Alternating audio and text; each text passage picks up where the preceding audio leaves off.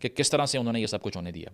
तो इससे एक भौचाल आ गया, क्योंकि इलॉन मस्क कहा जाता है कि आज की दुनिया के सबसे ताकतवर तरीन इंसानों में से एक है, क्योंकि ट्रंप एडमिनिस्ट्रेशन का वो एक सेंट्रल हिस्सा है। इसके अलावा रिसेंटली आप देख लीजिए कि कैनेडियन गवर्नमेंट के अगेंस्ट उन्होंने कुछ ट्वीट किए और उससे इतना बड़ा भौचाल आया कि जस्टिन ट्रूडो ने शायद वही प्रेशर फील किया या फिर एक डिस्कोर्स शुरू हुआ उससे, जिसको वो सकम कर गए, उन्होंने रिज़ाइन कर दिया। कुछ लोग तो ये भी कह रहे हैं कि ब्रिटिश प्राइम मिनिस्टर भी अब शायद रिज़ाइन ही कर दें इसके बाद।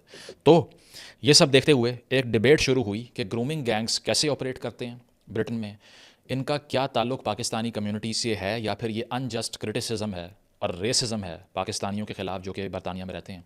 और नंबर 3 ये कि ये किस बड़े लार्ज स्केल पर हो रहा है, इसके पीछे कौन है, आज ज़रा इसकी बात करते हैं। तो इससे पहले कि मैं आपको ये बताऊं कि बरतानिया में रहने वाले पाकिस्तानियों के डेमोग्राफिक्स क्या हैं और वो किस किस शोबे से मुंसलिक हैं, या फिर ये कौन कौन से अहम बड़े केसेस ग्रूमिंग के अब तक पकड़े गए हैं, लाइमलाइट में आए हैं, पहले मैं आपको ये बता दूं कि ग्रूमिंग होती क्या है। एक तो ये होता है ना कि आपने किसी बच्चे का जिनसी इस्तेहसाल कर दिया।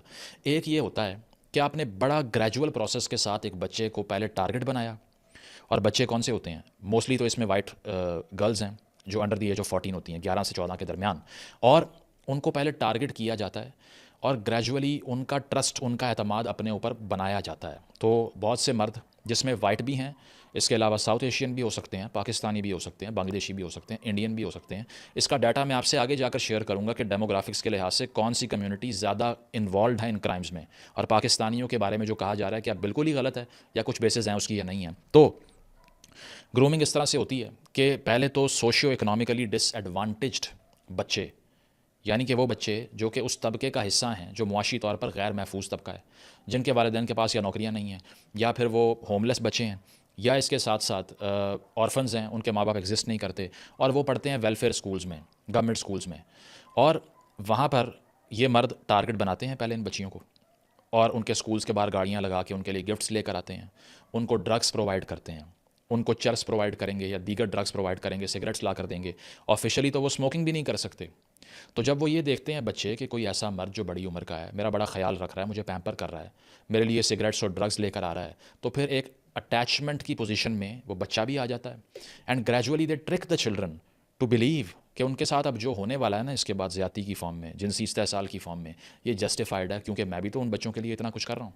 और जब एक छोटी बच्ची इस तरह से इस नौइयत के एक प्रेडेटर को ऑब्लाइज कर देती है, तो उसके बाद में उसे कहा जाता है कि अच्छा मेरे अंकल के साथ भी यही करो, मेरे कज़न के साथ भी यही करो, मेरे भाई के साथ भी यही करो, मेरे बाप के साथ भी ये करो।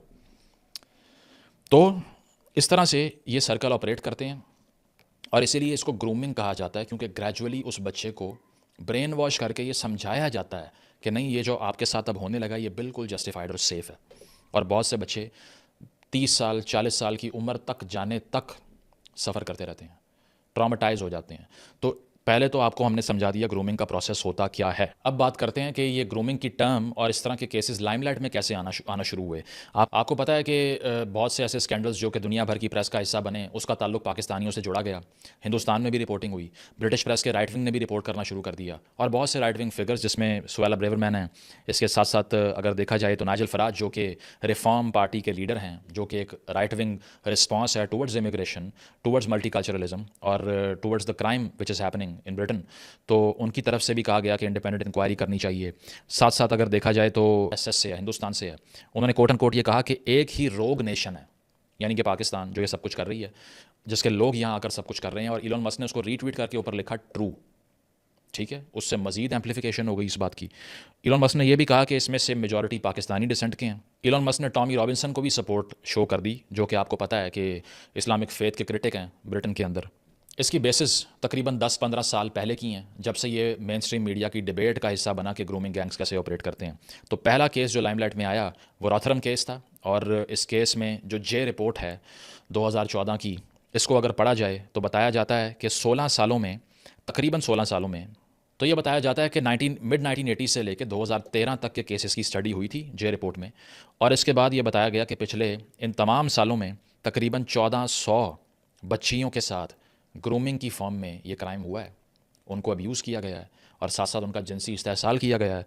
और ये कहा गया कि इनमें से बहुत से अफराद जो ये सब कुछ कर रहे थे, जो प्रेडेटर्स थे, वो ब्रिटिश पाकिस्तानी मैन थे। ठीक है, तो सबसे पहले तो ये नाम लेने का आगाज़ जो प्रेस पे शुरू हुआ वो इस रिपोर्ट से होता है। इससे पहले एक्यूजेशंस थी, लेकिन कभी ये क्राइम्स इतनी बड़ी फॉर्म में इन्वेस्टिगेट ही नहीं हुए थे। इसमें क्रिटिसिज्म भी किया गया कि किस तरह के इंस्टीट्यूशंस हैं या लीगल फ्रेमवर्क है जो कि इतनी दरखास्तें आने के बावजूद कुछ नहीं कर रहा था। ठीक है, तो पहले तो रॉथरहम केस बहुत बड़ा सेंट्रल इंपॉर्टेंस का एक हामिल केस है। इसके बाद अगर देखा जाए दीगर रिपोर्ट्स जो कि आना शुरू हुई, उसमें आपको पता है 2020 की होम ऑफिस की रिपोर्ट थी।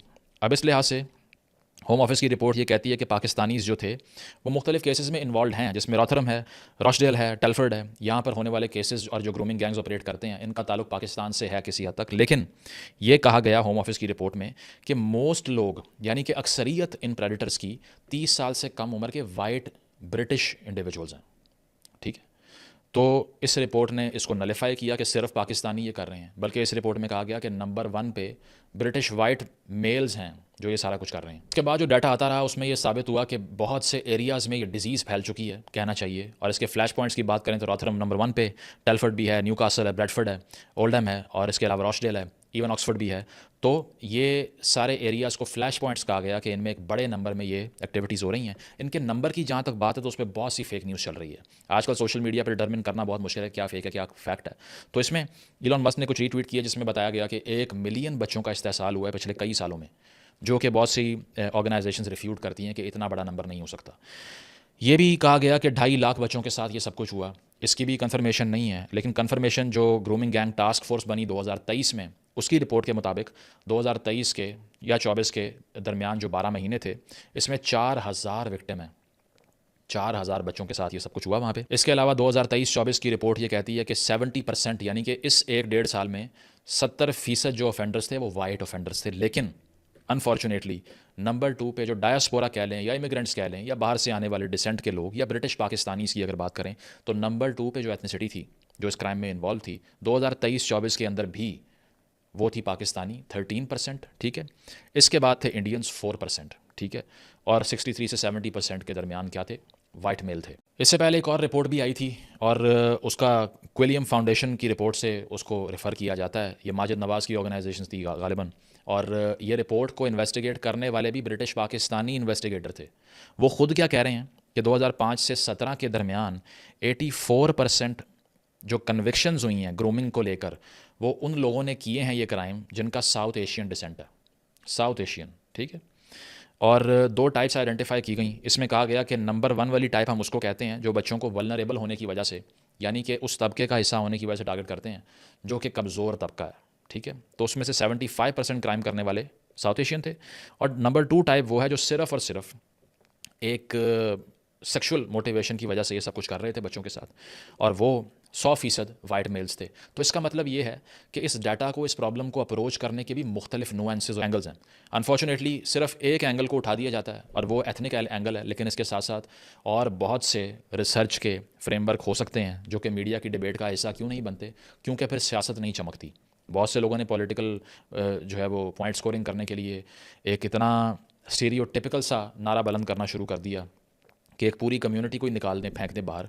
लेकिन डाटा और फैक्ट्स आपको ये बताते हैं कि इसका ताल्लुक सिर्फ़ और सिर्फ एथनिक नहीं है, सोशल भी है, इकोनॉमिक भी है, इसके अलावा मार्जिनलाइजेशन भी है, रेसिज्म भी है। इसमें मुख्तलिफ फैक्टर्स हैं जो बच्चों के साथ ये सब करवाते हैं वहाँ पे। एक और बड़ा इन्फेमस केस लॉर्ड नज़ीर केस है, जिनको कन्विक्ट किया गया 2022 जनवरी के अंदर, जो कि हाउस ऑफ लॉर्ड्स के मेंबर थे, पाकिस्तानी डिसेंट से थे। उन पर इल्ज़ाम लगा उन्होंने 2 बच्चों को 1970s में अब्यूज़ किया जब वो खुद अंडर 18 थे। ठीक है, और साबित भी हो गया। इल्ज़ाम ये लगा कि एक बच्ची का जो है ना जिनसी ज़्यादती का निशाना बनाया गया, एक बच्ची को लॉर्ड नज़ीर की तरफ से, और एक बच्चा जिसकी उम्र 11 साल से कम थी उसके साथ भी बेईमाना तरीके से ज़्यादती की गई। पहले 5.5 साल की सज़ा हुई, फिर उसके बाद में उसको चैलेंज किया गया, 2.5 साल की हो गई, क्योंकि क्लेम ये किया लॉर्ड नज़ीर ने कि मैं 18 साल की उम्र से कम था। उसके भाइयों का भी नाम जोड़ा गया इससे, लेकिन वो बच निकले। तो इस तरह से आप देखिए कि सिर्फ वो लोग नहीं हैं जो कि होमलेस होंगे या कमज़ोर होंगे उस कम्युनिटी का हिस्सा जो कि ये सब कुछ कर रहे हैं, लेकिन हाउस ऑफ लॉर्ड्स का मेंबर जो कल को जाके बन जाता है वो भी, उसका पास्ट भी इतना डार्क था अकॉर्डिंग टू द रिपोर्ट्स। इस सारी सिचुएशन में ये केस फॉरफ्रंट पे इसलिए आ गया कि इलॉन मस्क ने रीट्वीट्स किए और इस डिबेट को दोबारा रीइन्विगरेट कर दिया, जिसके जवाब में केयर स्टार्मर का रिस्पांस भी आया। कोट एंड कोट उन्होंने ये कहा, those spreading lies and misinformation are not interested in victims but in themselves. उन्होंने ये कहा कि जो झूठ फैला रहे हैं इस तरह का, वो विक्टिम्स में जिनके साथ ये सब कुछ हो रहा है उससे उन्हें कोई लगाव सरोकार नहीं है, उनको सिर्फ अपनी सियासत को चमकाना है बेसिकली, इसीलिए वो ये सब कुछ कर रहे हैं। जहाँ तक इलॉन मस्क का ताल्लुक है तो मैं नहीं समझता कि उनको बिल्कुल खालिसतन दर्द दिल उनके अंदर इसीलिए उठ रहा है कि बच्चियों के साथ ये सब कुछ हो रहा है, क्योंकि ख़वातीन के लिए, हकूक़ के लिए उठने वाली बहुत सी तहरीकों के वो क्रिटिक रहे हैं। सही है, जिसमें आप कोई प्रोग्रेसिव चीज़ देख लें, कोई सेंटर लेफ्ट की चीज़ देख लें, वो उनको पसंद नहीं आती।